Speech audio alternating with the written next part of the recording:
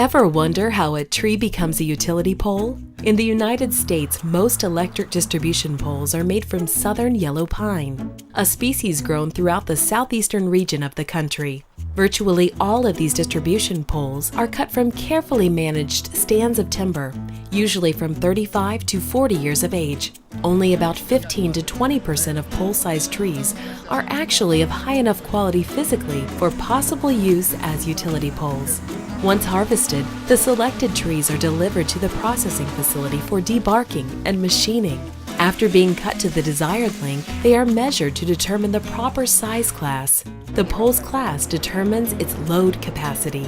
Next, poles are dried and sterilized to kill any decay spores that may be present in the wood, a process that normally takes 1 to 3 days.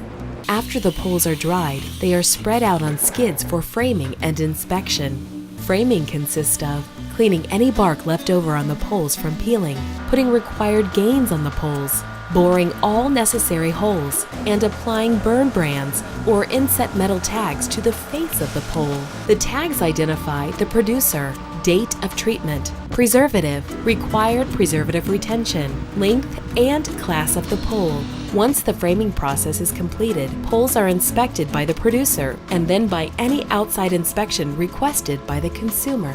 After framing and inspection, the poles are placed on wheeled trams and loaded into long metal treating cylinders that are sealed prior to the poles being subjected to a pressure vacuum treating cycle. After treatment, sample borings are taken from the treated poles and analyzed to determine if the desired preservative penetration and retention requirements have been met. If a pole meets all physical and treatment requirements, it's ready for shipment to your electric cooperative, where it's installed to support power lines in your community, delivering the safe, reliable power you depend on.